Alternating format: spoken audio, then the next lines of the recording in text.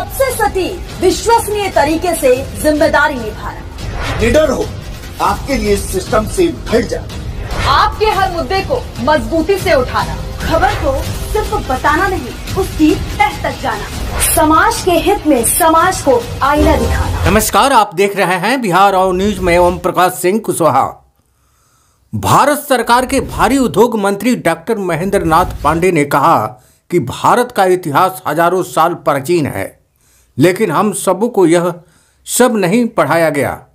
यह संगोष्ठी भारत के प्राचीन गौरव और इतिहास को सामने लाने की कोशिश करेगा। उन्होंने कहा कि स्व की असाधारण किसी राष्ट्र, समाज, सोसाइटी, संस्कृति की अंतर चेतना से अनुभूति करता है।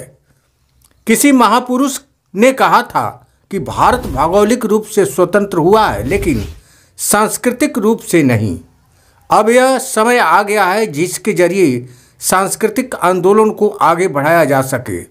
उन्होंने कहा है कि भारत में एक जाति आई थी, उन कुमार गुप्त के पुत्र समुद्रगुप्त स्कंदगुप्त ने उसे पराजित किया था, लेकिन ऐसे महापुरुष के इतिहास को भारत की गौरवशाली गाथा को सामने लाएगी ताकि वह स्वयं साधारण से भारत एक बार पुनः विश्व गुरु बन सके। उन्होंने कहा कि वर्षों वर्षों की पराधीनता ने भारत की संस्कृति एवं संस्कारों को काफ़ी प्रभावित किया है, जिसकी पुनर्विरचना एवं अंतर चेतना को जागृत करके ही उसे सुधारा जा सकता है। स्वतंत्रता और प्रतिरोध अतीत से वर्तमान तक विषय पर आयोजित 3 दिवसीय संगोष्ठी दौरान मुख्य अतिथि के रूप में बोलते हुए उन्होंने कहा कि भारत के प्राचीन इतिहास को सही रूप से प्रसारित नहीं किया गया है एवं सही तथ्यों को नई पढ़ी समक्ष प्रस्तुत नहीं किया गया है। इसी उद्देश्य से भारत इतिहास संकलन योजना देश भर के इतिहास के विद्वानों के सहयोग से शोध कर रहा है तथा इससे संबंधित विभिन्न पुस्तकों का प्रकाशन हो चुका है तथा प्रक्रिया निरंतर जारी रहे। देश आजाद हुआ तो अरविंद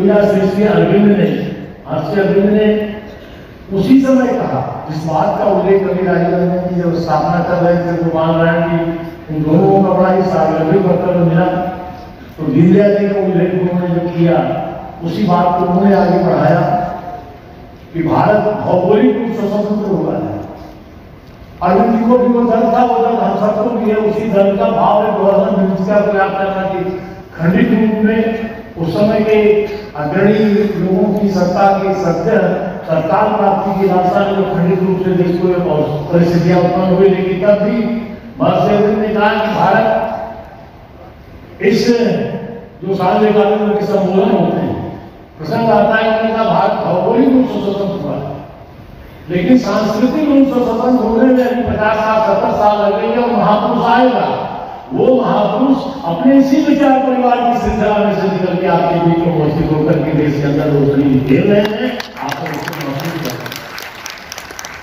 इस अवसर पर राष्ट्रीय स्वयंसेवक संघ के राष्ट्रीय कार्यकारिणी सदस्य सुरेश सोनी ने कहा कि अपने स्व को जागृत करके ही पुरातन संस्कृति व इतिहास को सही मायने में प्रस्तुत किया जा सकता है।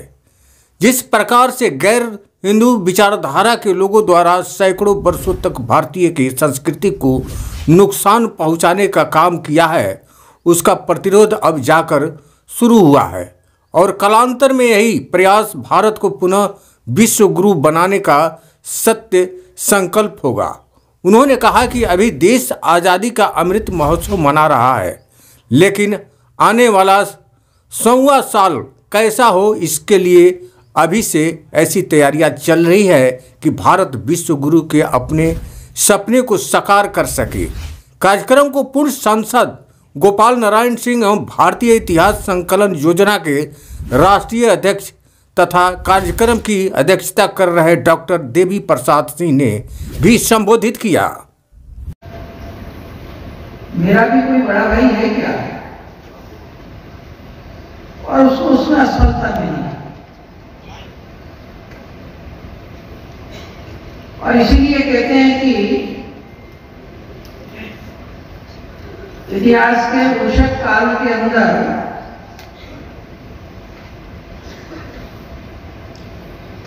संस्कृति का उद्भव इस देश की धरा पर हुआ और इसलिए वैदिक ऋषि ने इसकी उद्घोषणा की वैदिक ऋचा में,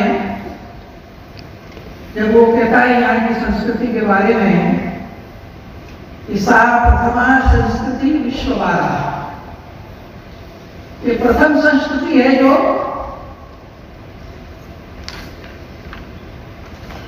ये सरस्वती के किनारों पर जो संस्कृति की अग्नि प्रज्वलित। उन्होंने देश भर से आए इतिहासकारों से इतिहास लेखन के संबंधी कई सुझाव दिए। उन्होंने कहा है कि इंडिया के स्थान पर भारत का प्रयोग करें, कलगणना का प्रयोग करें। इतिहास में फिलहाल मानव के कर्मिक विकास का अध्ययन किया जाता है, लेकिन भौतिक और सांस्कृतिक चेतना के बगैर बिना प्राण वाले शरीर जैसा हाल होगा। उन्होंने कहा कि हम चाहते हैं कि दूसरी संस्कृति के आधार पर लिए शब्दों का प्रयोग नहीं करें। गोपाल नारायण सिंह विश्वविद्यालय के कुलपति एवं पूर्व सांसद गोपाल नारायण सिंह ने इतिहासकारों का स्वागत करते हुए अपने संबोधन में कहा कि भारतीय इतिहास में सिर्फ पिछले 400 सालों का इतिहास पढ़ाया जाता है, लेकिन इसके पहले के इतिहास के बारे में बहुत कम जानकारी मिलती है, जबकि भारत का इतिहास हजारों साल पुराना है।